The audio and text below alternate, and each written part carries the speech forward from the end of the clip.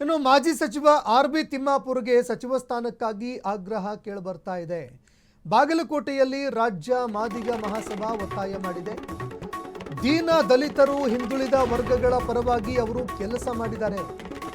ಮಾದಿಗ ಸಮುದಾಯಕ್ಕೆ ಸೂಕ್ತ ಪ್ರಾತಿನಿಧ್ಯ ನೀಡುವಂತೆ ಒತ್ತಾಯವನ್ನು ಮಾಡಿದ್ದಾರೆ. ನವನಗರದಲ್ಲಿ ರಾಜ್ಯ ಮಾದಿಗ ಮಹಾಸಭಾ ಸಂಘಟನೆಯಿಂದ ಮನವಿ ಮಾಡಲಾಗಿದೆ. ಆರ್.ಬಿ. ತಿಮ್ಮಾಪುರ್ಗೆ ಮಂತ್ರಿ ಭಾಗ್ಯ ನೀಡಬೇಕು ಅಂತ ಹೈಕಮಾಂಡ್ಗೆ ಆಗ್ರಹ ಮಾಡಿದ್ದಾರೆ. ಇನ್ನು ಹೈಕಮಾಂಡು ಇದಕ್ಕೆ ಸಂಬಂಧಪಟ್ಟಂತೆ ಎರಡನೇ ಪಟ್ಟಿಯಲ್ಲಿ ಯಾರ್ಯಾರನ್ನ ಪರಿಗಣಿಸುತ್ತೆ ಅದನ್ನು ಕೂಡ ನೋಡಬೇಕಾಗತ್ತೆ. ಆದರೆ ಹೈಕಮಾಂಡ್ ನಾಯಕರ ಮೇಲೆ ಒತ್ತಡ ಈಗ ತೀವ್ರವಾಗ್ತಾ ಇದೆ.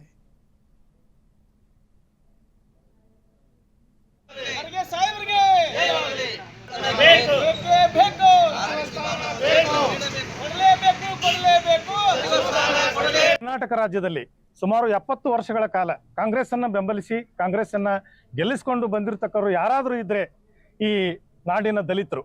ಯಾಕಂದ್ರೆ ಕಾಂಗ್ರೆಸ್ಸಿಗೆ ದಲಿತರನ್ನ ಬಿಟ್ರೆ ಈ ಸಮಾಜ ಕಾಂಗ್ರೆಸ್ ಜೊತೆಗೆ ತಮ್ಮ ಒಂದು ಒಡನಾಟ ಒಂದು ಬಾಂಧವ್ಯವನ್ನು ಬಿಟ್ರೆ ಬೇರೆ ಯಾವ ಜನಾಂಗನೂ ಕೂಡ ಕಾಂಗ್ರೆಸ್ಸಿಗೆ ಅಷ್ಟೊಂದು ಅಟ್ಯಾಚ್ಮೆಂಟ್ ಇಲ್ಲ.